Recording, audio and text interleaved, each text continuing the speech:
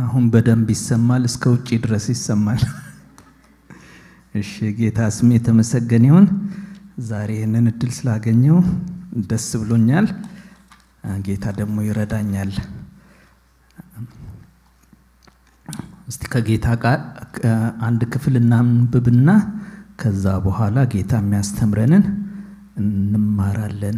ሮሜ ምዕራፍ 12 ከ9 እስከ 10 ከዛ ምዕራፍ 13 ከ8 እስከ 10 ድረስ ያለውን እናነባለን።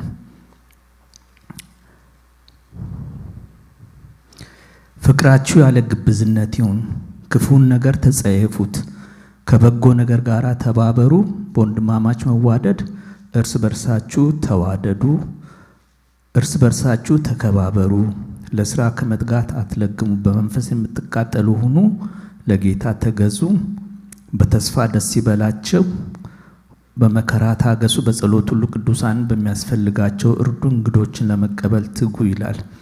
ምዕራፍ 13 ደግሞ ከ8 እስከ 10 ድረስ ያለው እንደዚህ ይላል። እርስ በርሳችሁ ከመዋደድ በቀር ለማንም ዕዳ አይኖርባችሁ። ሌላውን የሚወድ ሕግን ፈጽሞታል። አታመንዝር፣ አትግደል፣ አትስረቅ፣ በውሸት አትመስክር፣ አትመኝ የሚለው ከሌላይቱ ትእዛዝ ሁሉ ጋር በዚህ ባልንጀራህን እንደ ነፍስ ውደድ በሚለው ቃል ተጠቃልሏል።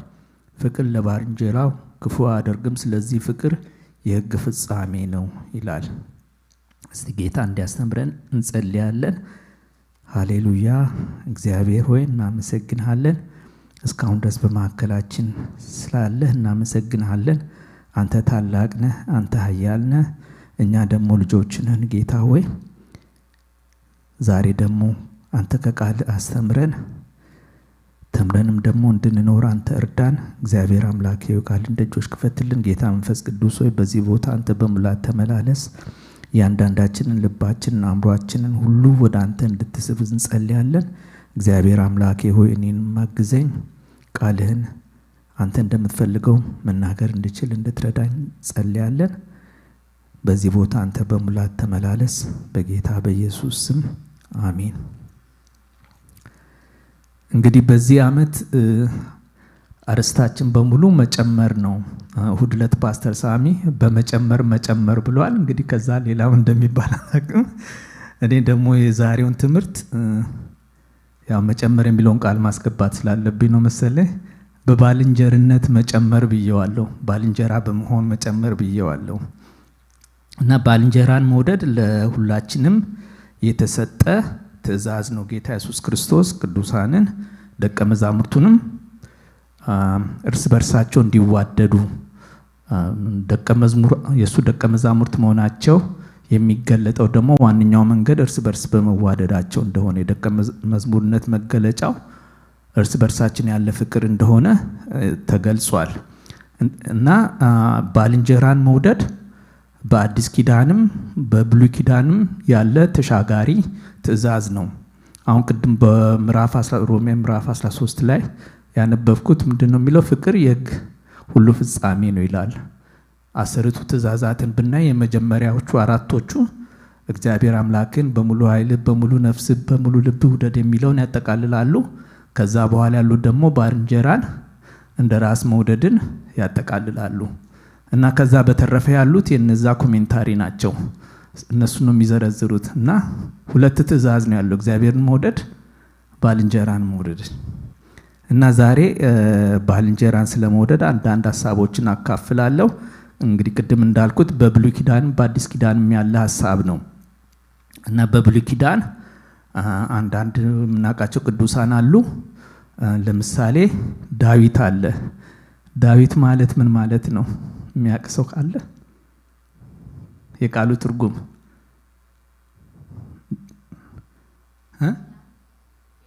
የስ ቢላቭ ነው። ዳዊት የተወደደ ማለት ነው። ሌላ ደግሞ ሩት አለች። ሩት ማለት ደግሞ ወዳጅ ማለት ነው። ስለነሱ እንግዲህ ብዙ ተምረናል። ዛሬ እስቲ ብዙ ጊዜ ስለማይነገርለት ሰው ስለ አንድ ሰው ሼር አደርጋችኋለሁ። ያም ዮናታን ነው። ዮናታን ማለት የእግዚአብሔር ስጦታ ማለት ነው። እና ዮናታን ማን ነው ብንል ዮናታን የንጉስ ሳኦል የእስራኤል የመጀመሪያው ንጉስ የበኩር ልጅ ነው እና የበኩር ልጅ ስለሆነ አባቱ ንጉስ ስለሆነ አልጋ ወራሽ ነው ማለት ነው። አባቱ ሲሞት በባህሉ መሰረት ንጉስ የሚሆን ሰው ነው።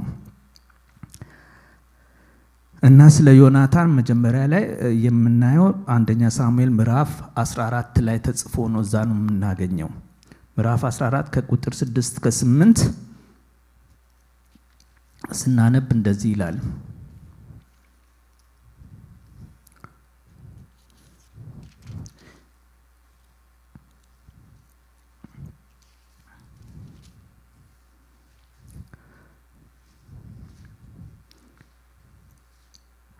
ዮናታንም ጋሻ ጃግሬውን ኑ ወደ እነዚህ ቆላፋን ጭፍራ እንለፍ፣ በብዙ ወይም በጥቂት ማዳን ለእግዚአብሔር አያስቸግረውምና ምናልባት እግዚአብሔር ይሰራልን ይሆናል አለው።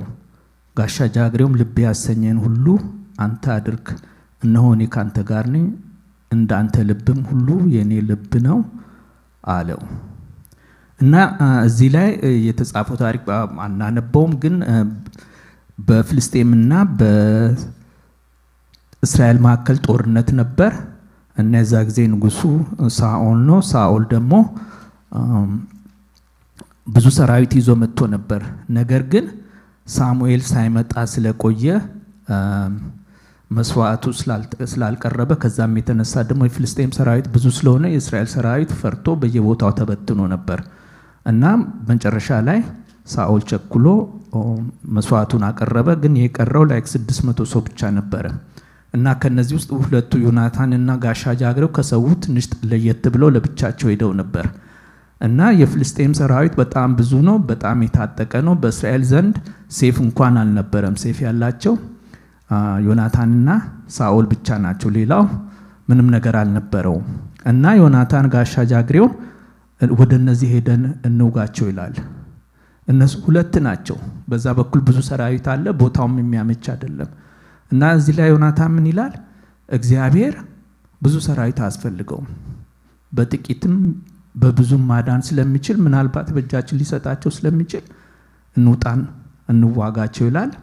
ጋሻ ጃግሬውም ይስማማል። ይሄ በጣም ትልቅ እምነት ነው። ምክንያቱም እስከዛ ዘመን ድረስ ፍልስጤማን እስራኤልን ሲገዙ የነበሩ ህዝቦች ናቸው። እስራኤላውያን መሳሪያም የላቸው እና እነዚህ ሁለቱ ሰዎች ተነስተው ሰራዊት ለመውጋት ሲሄዱ ትልቅ እምነት ነው እና እግዚአብሔር ከነሱ ጋር ነበረ እና በመጨረሻም እግዚአብሔር ከነሱ ጋር ሆኖ ድልን ሰጣቸው። የፍልስጤም ሰራዊትም ተበታተነ እና ከዚህ ስለ ዮናታን የምናየው አንድ ነገር በእግዚአብሔርን የሚያውቅ በእግዚአብሔር የሚታመን የእምነት ሰው ጀግናና ቆራጥ ቤተሰብ ነው እና ስለ ዮናታን አንድ ነገር የምናውቀው የእምነት ሰው እንደሆነ ነው። በዚህ ታሪክ ውስጥ ዳዊት ደግሞ አለ። ዳዊት ደግሞ ወደዚህ ታሪክ ውስጥ የገባው ሳኦል እግዚአብሔርን ካለመታዘዙ የተነሳ በተደጋጋሚ እግዚአብሔርን ስላልታዘዘ ስልጣኑና መንግስቱ አልጸናም። በሱ ቦታ እግዚአብሔር የቀባው ብላቴና ልጅ ነው እና ዳዊት ከዮናታን በእድሜ የሚያንስ ልጅ ነበር እና ከዛ በመጀመሪያ የተዋወቁት ዳዊት ጎልያድን ገድሎ በተመለሰ ጊዜ ነበር። ምዕራፍ 18 ላይ እንደምናነበው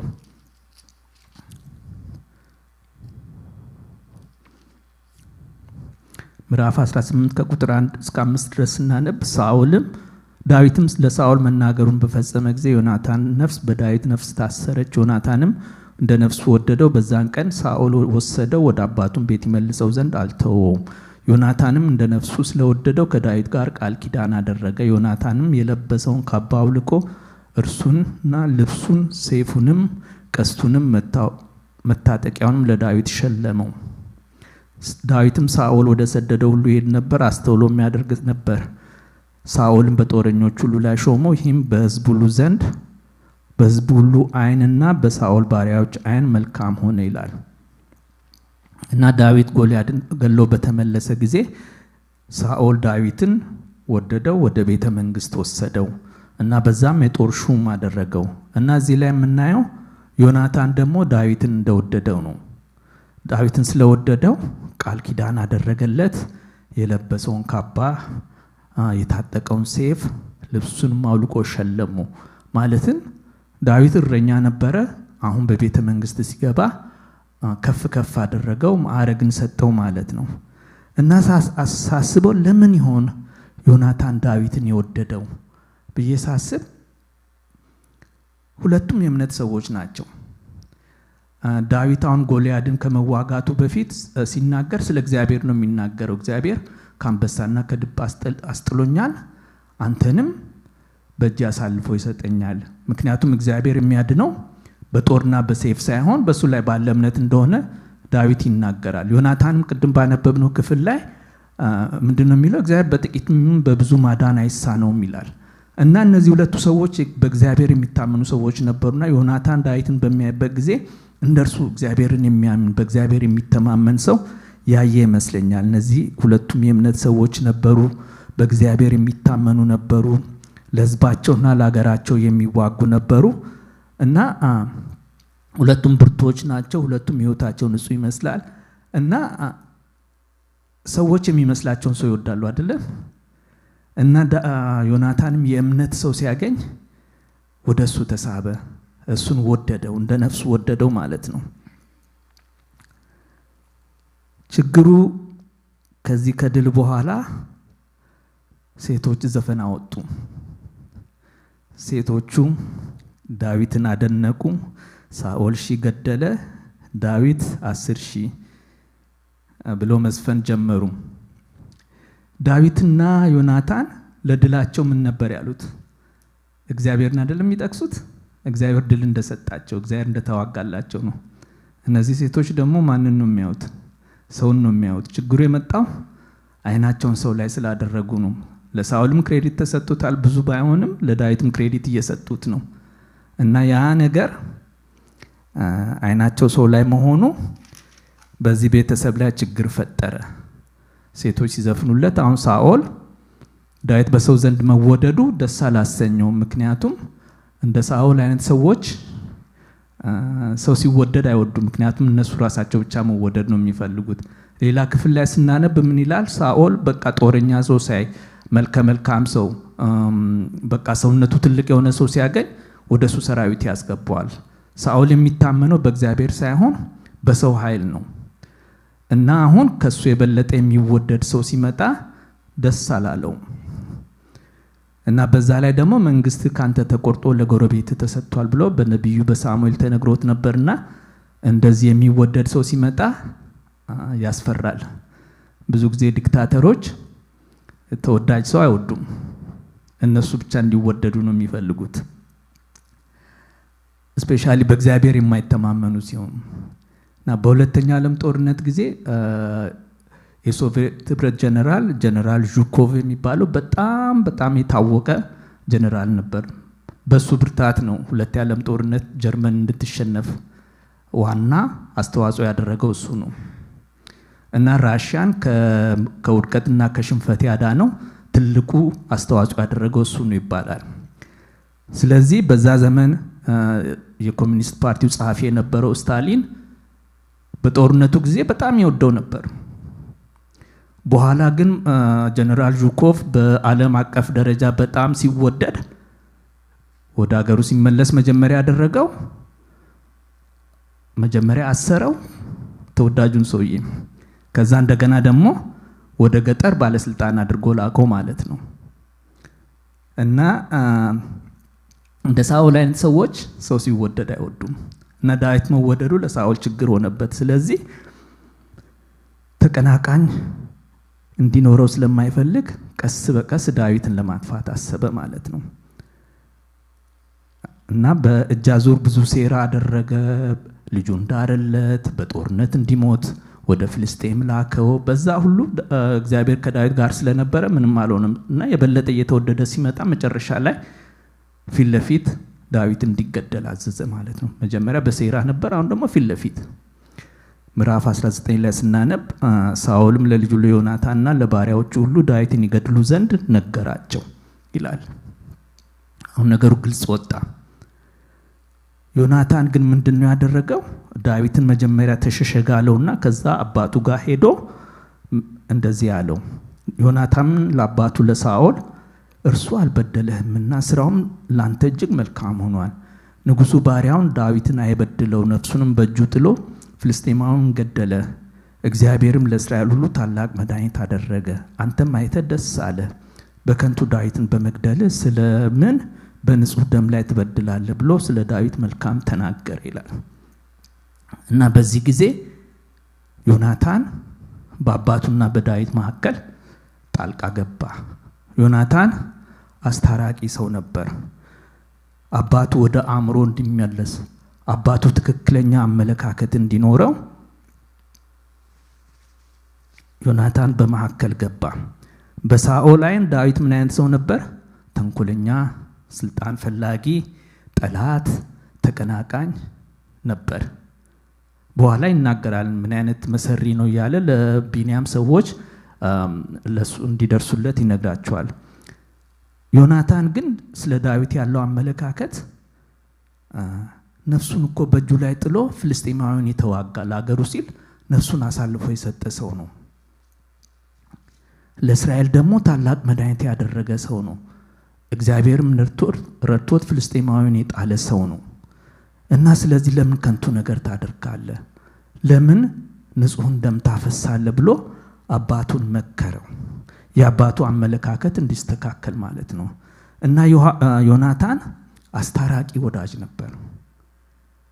በሰዎች መካከል ገብቶ ሰላምን የሚፈጥር። ሌሎች ጠብን የሚዘሩ ሰዎች ነበሩ። በሳኦል ቤተ መንግስት ውስጥ ጠብን የሚዘሩ ሰዎች ነበሩ። ዮናታን ግን በአባቱና በዳዊት መካከል ሰላም እንዲፈጠር ጥረትን ያደርግ ነበር። እና ስለ ዳዊት መልካምነት በአባቱ ፊት ተሟገተ እና አባቱንም አሳመነው። ዳዊት መልካም ሰው እንደሆነ አባቱን አሳመነው ማለት ነው። እና ዮናታን ወዳጅ ብቻ ሳይሆን አስታራቂ ወዳጅ ነበረ። የዳዊትን ሕይወት ለማዳን፣ አባቱን ከመጥፎ እርምጃና ውሳኔ ለማዳን፣ ትክክለኛ አመለካከት እንዲኖር፣ ሰላም እንዲኖር አስታራቂ ሰው ነበረ። ጠብ የሚዘራ ሰው አልነበረም። እና ከዛ ሳኦልም ሰማው፣ ዳዊትንም ወደ ቦታው ወደ ቀድሞ ሹመቱ መለሰው። በተጨማሪ ዮናታን ዋጋ በሚያስከፍል ቦታ እንኳን ለእውነት የሚቆም ሰው ነበር። ለወዳጁ የሚሟገት ነበር። ከዛ በኋላ ምንድነው የሆነው? ምዕራፍ 20 ላይ ስናነብ ዳዊት ከተመለሰ በኋላ ሳኦል ትንሽ ቆይቶ ወደ ድሮ አመሉ ተመለሰ። ዳዊትን ለመግደል እንደገና ሌላ ትእዛዝ አስተላለፈ እና ዳዊት ስለፈራ ዮናታን ደግሞ በፊት ስላስታረቀ አሁንም ነገሮች ሰላም መስለውታል። እና ስለዚህ ኦኬ በቃ አጣራለሁ ብለው ተማከሩ።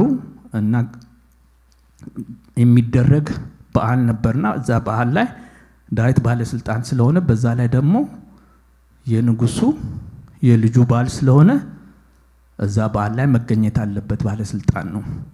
ሳኦል አለ፣ በአንድ በኩል ዮናታን አለ፣ የጦር ጀነራሉ አለ። ከዛ ቀጥሎ ዳዊት ነው የሚቀመጠው። ስልጣናቸው እንደዛ ነበር። በሶስተኛ በአራተኛ ደረጃ ያለ ሰው ነው። እና ዳዊት በመጀመሪያው ቀን አልነበረም።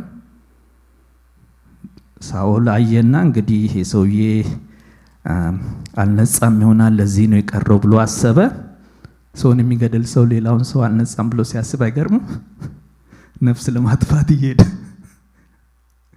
ከዛ በሁለተኛው ቀን ነገሩ ግራ ስለገባው ዮናታንን ጠየቀው። የት ነው የሄደው የእሴይ ልጅ? በስሙም አይጠራውም እኮ ከመጀመሪያው። የልጁን ባል ሰው በስሙ አይጠራም። የክፋት መጨረሻ ነው። በቃ ሰውየው ጠፍቶበታልና ከዛ በኋላ ዮናታንን ሲጠይቀው ዮናታን ምክንያት ሰጠ። በቃ እኔን ጠየቀኝና ፈቃድ ጠይቆኝ ወደ አባቱ ቤት ሄዷል አለው። የዛ ጊዜ ተበሳጨ። ቁጥር 20 ምዕራፍ 20 ቁጥር 30 ላይ ስናነብ እንደዚህ ይላል። የሳኦልም ቁጣ በዮናታን ላይ ነደደና አንተ የጠማማ ሴት ልጅ የእሴይን ልጅ ለአንተ ማፈሪያ ለእናትም ኀፍረተ ሥጋ ማፈሪያ እንደመረጥክ ግን ያላቅምን? የእሴይ ልጅ በምድር ላይ በሕይወት በሚኖርበት ዘመን ሁሉ አንተና መንግስትህ አትጸኑ። አሁንም የሞት ልጅ ነውና ልከህ አስመጣልኝ አለው። ዮናታንም ለአባቱ ለሳኦል ስለምን ይሞታል? ያደረገውስ ምንድነው ብሎ መለሰለት። ሳኦልም ሊወጋው ጦሩን ወረወረበት። ዮናታንም አባቱ ዳዊትን ፈጽሞ ሊገድለው እንደፈቀደ አወቀ። አባቱን ዳዊትን ስላሳፈረው ዮናታን ስለ ዳዊት አዝኗልና እጅግ ተቆጥቶ ከሰደቃው ተነሳ። በመጀመሪያም በመባቻም በሁለተኛ ቀን ግብር አልበላም ይላል። ስለዚህ ዮናታን ዳዊት ለምን እንዳልመጣ ሲናገር ሳኦል ተቆጣ እና እዚህ ላይ የሚናገረው ቤዚክሊ ዳዊት በህይወት ላይ እስካለ ድረስ አንተ አትነግስም፣ ስለዚህ ዳዊት መገደል አለበት አለ። እና የዛ ጊዜ ዮናታን ምንድነው ያለው? ለምንድን ነው የሚገደለው? አባቱን ንጉሱን የፕሮቶኮል ግብዣ ባለበት አባቱን ቻሌንጅ አደረገ። ለምንድን ነው የሚገደለው? ምንድነው ያጠፋው? ይሄ ትልቅ ድፍረት ነው አይደለም? አባቱን ንጉሱን እዛ ቦታ ላይ አባትና ልጅ አይደሉም፣ ንጉስና ሌላ ተራ ባለስልጣን ናቸው። እና አባቱን ለምንድን ነው የሚገደለው ብሎ አባቱን ጠየቀ ማለት ነውና ያደረገው ምንድነው? የዛ ጊዜ ሳኦል ለእንደዚህ አይነት ጥያቄዎች መልስ አይሰጥም። ምናልባት ሌሎች በዝምታ እያዩ ይሆናል፣ ምናልባት ተስማምቶም ሊሆን ይችላል፣ አናቅም። ግን አባትየው ተቆጥቶ ዮናታን ራሱ ላይ ጦር ወረወረበት ማለት ነው። እና ዮናታን በእንደዚህ ዋጋ በሚያስከፍል ቦታ ለእውነት የሚቆም ነበር፣ ለተበደሉት የሚሟገት ነበር፣ ለወዳጁ ለዳዊት የሚሟገት ነበር። በአባቱ ዘንድ እንኳን ዋጋ ቢያስፈልገው ጦር ቢያስወረውርበትም ለዳዊት ቆሞ የሚሟገት ነበር፣ ለእውነት የሚሟገት ነበር።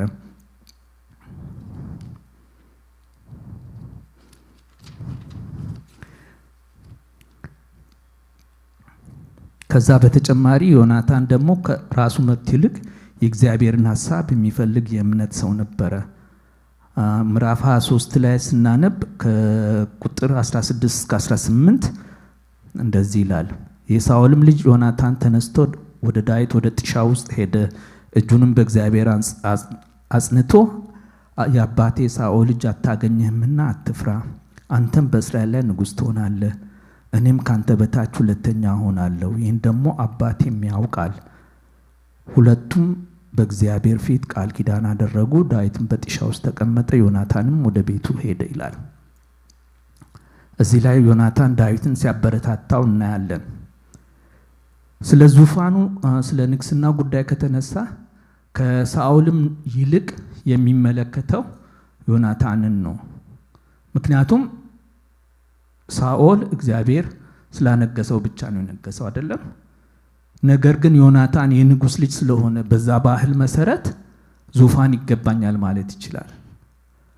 ዙፋኑ መብት ነው ተብሎ ከተቆጠረ ለሳኦል ሳይሆን ለዮናታን ነው። እና ምናልባት ዳዊት ቢወገድ ዙፋኑ የሱ እንደሚሆን ግልጽ ነው። እና ስለዚህ የሚጠቀመው እሱ ነበር። ነገር ግን ለዮናታን ከራሱ ስልጣን ከራሱ መብት ይልቅ የእግዚአብሔር ፈቃድ ነበር የሚገደው። ስለዚህም ዳዊት ቢነግስ እሱ ደስ ይለዋል። ምክንያቱም እግዚአብሔር ዳዊትን እንደቀባ ያውቃል።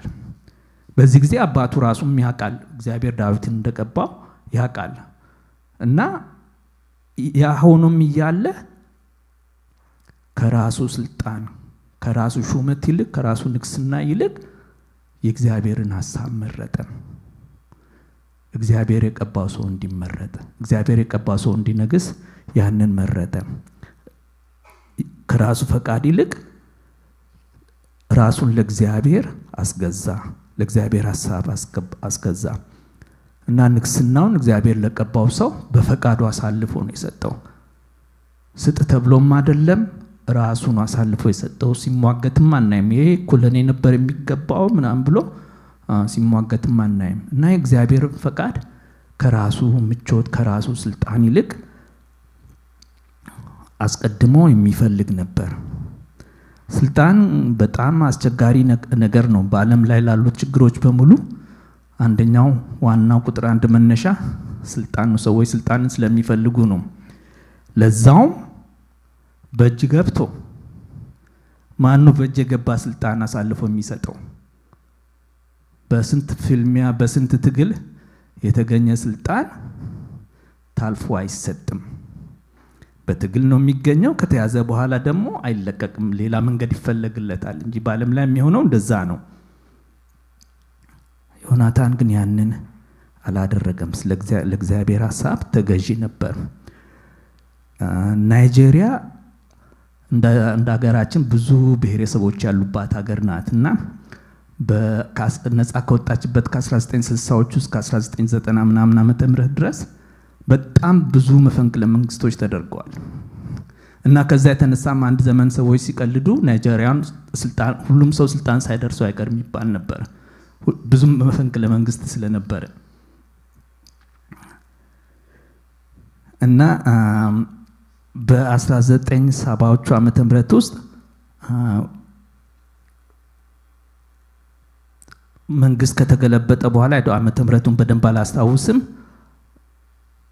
አሁን ቅርብ ጊዜ ኢትዮጵያ ውስጥ በአገራችን ውስጥ በተደረገው ጦርነት አስታራቂ የነበሩት የድሮ የናይጄሪያው ፕሬዝዳንት ኦባሳንጆ የሚባሉት የዛ ጊዜ መንግስት ተገልብጦ ስልጣን ይዘው ነበረ።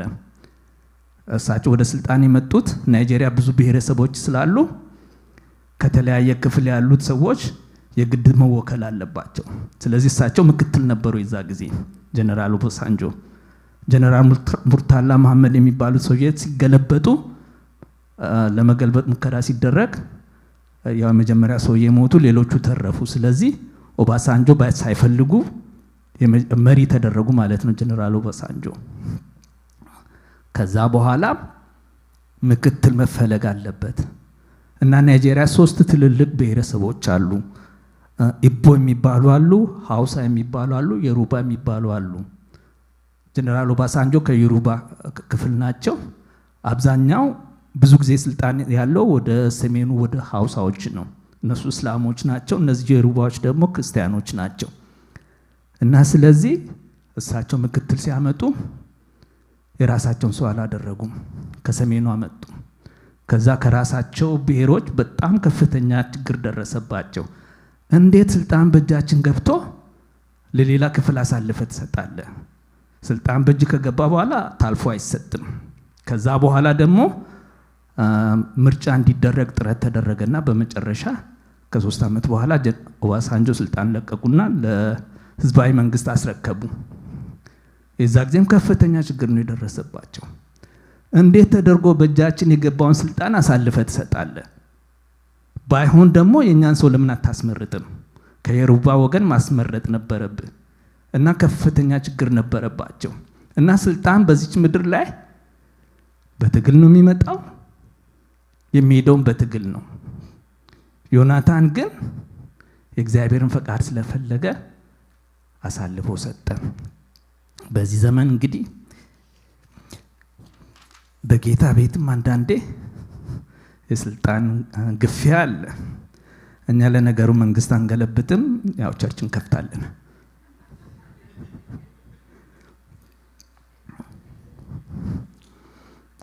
ዮናታን ግን እንደዛ አላደረገም። ለዳዊት ስልጣኑን አሳልፎ ሰጠ እና ዮናታን በህይወት ቢኖር ኖሮ እንዴት ያለ ህይወት ይኖሩ ነበር ብዬ ሳስብ አይዶን ነው። እንግዲህ ዮናታን በጦርነት ስለሞተ መጨረሻ ላይ ዳዊት ሲነግስ ዮናታን አልነበረም። ግን ዳዊት መጨረሻ ላይ ለዮናታንም ለሳኦልም አለቀሰላቸው ይላል 2 ሳሙኤል ምዕራፍ 1 ላይ ስናነብ። ምክንያቱም ሳኦል ለዳዊት ጠላቱ አልነበረም። ዳዊት ለሳኦል ጠላቱ ነው በሳኦል ላይ። ሳኦል ግን ለዳዊት ጠላቱ አልነበረም። ዮናታን ደግሞ ወዳጁ ነበረ። ስለዚህ ያለቀሰላቸው እና ዮናታን በጣም መልካም ሰው ነበር። በመጀመሪያ ደረጃ የእምነት ሰው ነበር። የእምነት ሰዎችን እጅ ያጸና ሰው ነበር። እኛ እንዴት ነን? የሰዎችን እጅ እናጸናለን ወይስ የራሳችን መንገድ የምንፈልግ ነን? ሰዎች በእምነት እንዲጨምሩ እንደግፋለን ወይ? ሰዎች በእምነታቸው እንዲያድጉ፣ ሰዎች በተሰጣቸው ቦታ በአገልግሎታቸው እንዲያድጉ እንዲጨምሩ እንረዳለን ወይስ እንደ ሳኦል በተቻለን መጠን ነገሮችን ወደኛ እናደርጋለን። በእምነት እንድንጨምር ጌታ ይርዳን አይደለም? እንደ ዮናታን የእምነት ሰዎች እንድንሆን እንደገና ደግሞ የእምነት የሆኑ ሰዎችን እንድንደግፍ እንድናበረታ እንድናሳድግ ጌታ ይርዳን። ዮናታን በሁለተኛ ደረጃ አስታራቂ ሰው ነበር። ለእውነት የሚቆም ለእውነት የሚሟገት እኔ ምን አገኝበታለሁ ብሎ ሳይሆን በቃ ሰላምን ለማውረድ በሳኦልና በዳዊት መካከል ሰላምን ለማውረድ በአገሩ ሰላምን ለማውረድ ለዛም አድሎ በሌለበት መንገድ በእውነተኛ መንገድ ሄዶ አባቱን ዳዊት ምን አደረገ ብሎ ዳዊት የሰራቸው መልካም ስራዎች ዘረዘረ። ዳዊት ነፍሱን በእጁ ጥሎ ጎልያድን ተዋጋ፣ እንደገና ደግሞ አገሪቱን ነፃ ወጣ፣ አንተም ደስ አለ እና ስለዚህ ንጹህ ሰው ለምንድን ነው የምታጠፋው? እውነተኛ ምክንያቶችን ያቀረበው አባቱን አልደለለውም ወይም አልሸነገለውም። በዛ አስታረቀ እና አድሎ በሌለበት መንገድ አስታራቂ ነበር። አንዱን ተጭኖ ሌላውን በመደገፍ ሳይሆን በእውነተኛ መንገድ በእውነት መንገድ። እኛም አስታራቂ ነን ወይስ እንዴት ነን? በአስታራቂነት እንደግ፣ በአስታራቂነት እንጨምር፣ እውነትን በመናገር እንጨምር። በሶስተኛ ደረጃ ዋጋ የሚያስከፍል እንኳን ቢሆን ሰዎች ሲገፉ ዮናታን ለራሱ ሕይወት ሳይሳሳ በእውነተኛ እንዲቆም ነበር። ዳዊት ምንድነው ያደረገው? ለምንድን ነው የሚገደለው ብሎ አባቱን ቻሌንጅ ሲያደርግ ነበር። ሰዎች ሲገፉ እውነትን እንናገራለን ወይ? በሳኦል ለመወደድ ወይ ለመጠቀም ሲሉ ዳዊትን የሚከሱ ብዙ ሰዎች ነበሩ። መዝሙር ላይ እንዲያውም ምን ይላል? አለቆች ተቀምጠው አሙኝ ይላል አይደል? ሌሎችም ነበሩ የሚከሱ። ሳኦልን ሄዶ ሲናገረው ለምን ዳዊት አንተ እንደዚህ ሊገል ይፈልጋል? ዳዊት አንተን ያሳድዳል የሚሉ ሰዎች ለምንድን ነው የምታምኑ ብሎ ሳኦልን ይጠይቀው ነበር። እንደዛ ብሎ የሚናገሩ ሰዎች አሉ። አሁን ለምሳሌ ዶይቅ የሚባለው ሰውዬ የሳኦል እረኛ የነበረው ምንድነው ያለው? ወደ ካህኑ ሲሄድ አየሁት። ካህኑ እግዚአብሔርን ጠየቀለት። ካህኑ ስንቅ ሰጠው። ካህኑ የጎልያድን ሴፍ ሰጠው አለ። እነዚህ ነገሮች ግን እውነት ናቸው አይደለም? ሆነዋል። ግን መልእክቱ ምንድነው? ዳዊትን አሳመጹብህ ነው። አንዳንድ ጊዜ ውሸት በእውነት ቃላት ይገለጻል። አንድ ጊዜ ምንድነው የሆነው? መርከበኞች ሲሄዱ ካፒቴኑ አሉ፣ ከዛ እንደገና ምክትል ካፒቴኑ አሉ እና የዛ ቀን አለቃ የሆነው ሰው ሪፖርት ይጽፋል እና አንድ ቀን ምክትል ካፒቴኑ ትንሽ መጠጥ ጠጡ መርከቡ ላይ። ከዛ ካፒቴኑ ያው የስልጣን ነገር ነው ተቀናቃኝ እንዳይኖር ሪፖርት ለማድረግ ዛሬ ምክትል ካፒቴኑ መጠጥ ጠጥተው ነበር ብለው ጻፉባቸው ወረቀቱ ለሪፖርቱ ላይ። ጠየቁ፣ አለቀሱ። ምን ተባለ? ምክትል ካፒቴኑ አይደለም ይሄ ነገር እውነት ነው፣ ዛሬ መጠጥ ጠጥተሃል፣ ተጽፏል፣ እውነት ነው የጻፍኩት። ከዛ ትንሽ ቆይቶ ምክትሉ ተራ ደረሳቸው። እሳቸው ደግሞ ሪፖርት ሲጽፉ ዛሬ ካፒቴኑ መጠጥ አልጠጡም አሉ።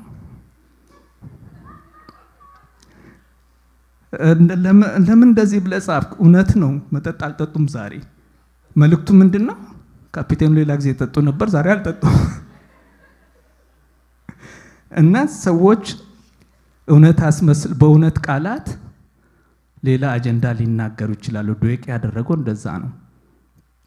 እና ከዛ የተነሳ ለካህናቶቹ መገደል ምክንያት ሆነ። ካህናቶቹ ዳዊት በሳኦል ላይ ሲያምጽ ተባበሩት የሚል አይነት መልእክት ነው ያስተላለፈው። እና ሰዎች ለጥቅም ሌሎችን ሲገፉ ወይም ችግር ውስጥ ላለ መግባት ስንሰማ፣ እንደዛ ሲያደርጉ ስንሰማ ምንድነው የምናደርገው? በዝምታ እናልፋለን ወይስ እንተባበራለን? ሰዎች ሲታሙ ምንድነው የምናደርገው? እንደ ዮናታን እንቆማለን ወይስ እንደ ዶይቅ ወይም በዝምታ እናሳልፋለን? ድሮ ሀገራችን አንድ ዘፈን ነበረ፣ ያን ሲያማ ለኔ ብለህ ስማ የሚል ዘፈን ነበራል። እኛ ግን እንደዛም አናደርግም፣ አንሰማም። ዝም በል ነው የምንለው አይደል? እንደዛ አትሉም? ወንድማችን ሲታማ አገራችን አንዳንድ ቃላት አሉ ሰው ሲታማ ኤክስፕረስ የሚያደርጉ ወንድሞች ሲዘለዘሉ ይላል። ወንድሞች ሲከተፉ አብሮ መዘልዘል አብሮ መክተፍ ወይስ እንደዚህ አይደለም ብሎ መሟገት? እውነተኛ ወዳጅ ለምን እንዴት ነው ብሎ በእውነት ይሟገታል። ካለበለዚያ አልሰማም ብሎ ወይ ቦታ ይቀይራል እንጂ ወይ አይከትፍም ወይም ዝም አይልም። እንደ ዮናታን ይሟገታል። ያ ለሁሉም መልካም ነው። ለሚዘለዘለውም ሰው መልካም ነው፣ ለከታፊውም ለተከታፊውም። እውነተኛ ወዳጅ ለእውነት ይሟገታል። ሌላው ከዮናታን የምንማረው ለራስ ጥቅምና ለመብት ሳይሆን ለእግዚአብሔር ሐሳብ ብሎ የራስን ፈቃድ አሳልፎ መስጠት። ዮናታን በባህሉ መሰረት ንግስናው ይገባው ነበር። ነገር ግን እግዚአብሔር የቀባው ዳዊትን ስለሆነ ዳዊት ይንገስ ብሎ ከአባቱ ጋር እንኳን በዚህ ፖይንት አልተነሳም። አባቱ ከመጀመሪያም እንደዚህ ነገር አነሳም፣ ምክንያቱም ዳዊት መጥፋት አለበት ብሎ ወስኗል። ዮናታን ግን በራሱ ዳዊት ይነግሳል፣ እኔ ከሱ በኋላ ምክትል ሆናለሁ ብሎ ወሰነ። ምክንያቱም እግዚአብሔር ያቀደው ዳዊት እንዲነግስ ነው፣ ዮናታን እንዲነግስ አይደለም። የሳኦል ዘር ከሳኦል በኋላ አይነግስም። ሳኦል ራሱ በግድ ይዞ ነው ያለው ስልጣኑ። እግዚአብሔር በቃ አትነግስም ብሎታል። እና ዮናታን የስልጣኑን ነገር ለዳዊት እንዲሆን ተስማማ። ያው ኢየሱስ ክርስቶስ ትሁት እንደነበረው ሁሉ ዮናታንም ትሁት ሰው ነበር። ወንድሜ ከኔ ይሻላል፣ ወንድሜ ቢሾም አገልግሎቱ ቢሰፋ ብዙ ተከታይ ቢኖረው፣ በዚህ ዘመን እንግዲህ ፎሎወር ምናምን ይባል ነገር አለ። ብዙ ፎሎወር ቢኖረው ስሙን አላጠፋም፣ ለኔ የሚገባው ቦታም ለኔ የሚገባው ሹመት ለሱ ቢሰጠው ኦኬ ደግፈዋለሁ፣ እቀበላለሁ፣ ደስ ይለኛል። እሱ ደግሞ እንዲያደግ ደግፈዋለሁ፣ እንደ ዮናታን ማለት ነው። እና በእነዚህ ሁሉ እንደግ። ጥቅማችንና መብታችን ሳይሆን የእግዚአብሔርን ሐሳብ ለእግዚአብሔር ሐሳብ በመኖር እንደግ። ወንድሞቻችንን በመደገፍ እንደግ። እውነትን በመናገር እንደግ። በአስታራቂነት ሰላምን በመፍጠር እንደግ። የሌሎችን የወገኖቻችንን እጅ የምናጸና እግዚአብሔር ሲያሳድጋቸው ደስ ተሰኝተን የበለጠ እንዲያድጉ የምንደግፋቸው፣ እኛም ደግሞ እግዚአብሔር ባሰማራን ቦታ ተሰማርተን የጌታን ቤት የምናገለግል። አጀንዳችን የኛ ምቾት፣ የኛ ስልጣን፣ የኛ ጥቅም ሳይሆን የወገናችን ጥቅም ሳይሆን የእግዚአብሔር ሐሳብ የእግዚአብሔር መንግስት እንዲሆን በዛ እንድንጨምር ጌታ ይርዳን። አጀንዳችን የጌታ አጀንዳ ይሁን፣ ዓላማችን የጌታ ዓላማ ይሁን። እሱን ደስ የሚያሰኘው ነገር እንድናደርግ ወንድሜ ከኔ ይሻላል በሚል አስተሳሰብ እንድንመላለስ በቅንነት የምናስብ እንደ ሳኦል ኔጌቲቭ ነገር የምናይ ሳንሆን እንደ ዮናታን መልካም ነገርን የምናይ በመረጃ የምንመላለስ በግምት ወይም ከራስ ጥቅም አንፃር ወይም በሴራ ሳይሆን በእውነት ባለ መረጃ የምንመላለስ ሰዎች፣ ከዛም በላይ ደግሞ ሁሉ ነገር ለጌታ የምንተው ብንበደል እንኳን ጌታ በቀል የኔ ነው ይላል። ጌታ በሚያስተካክለው መንገድ ያስተካክላል። ብንገፋ እንኳን ተገፍተናል ብለን ሰዎችን አንገፋም። ዳዊት ማንንም አልገፋም። ሳኦል እንደዛ ሊያጠፋው እየሞከረ ሳኦል እንደዛ ያሳደደው አንድም ሁለትም ጊዜ ሳኦልን የመግደል እድል አግኝቶ ነበር። ነገር ግን እግዚአብሔር በቀባው ላይ እጄን አላነሳም። እግዚአብሔር በፈለገው ጊዜ ያነሳዋል። እግዚአብሔር በደሌን ያያል፣ እግዚአብሔር ይፈርዳል ብሎ ለእግዚአብሔር ተወ። በራሱ በእጁ አልተበቀለም። ሲሳሳት እንኳን ናባልን ለማጥፋት በሚሄድበት ጊዜ አብጌል በመንገድ አግኝታ ስትገስጸው እሷ እኮ ታናሽ ናት፣ እሱ ለንጉስነት የተቀባ ነው። እሷ ስትናገረው በትህትና ሰማትና እግዚአብሔር ይባርክሽ፣ እግዚአብሔር ባንቺ በኩል ተጠቅሞ ከክፋት አዳነኝ ብሎ የተመለሰ ሰው ነበር። እኛም እንደዛ በትህትና የምንመላለስ እንድንሆን ጌታ ይርዳን። በትህትና እንጨምር፣ በአስታራቂነት እንጨምር፣ የእግዚአብሔርን ሐሳብና ፈቃድ በማገልገል እንጨምር። ጌታ ይርዳን። ሃሌሉያ።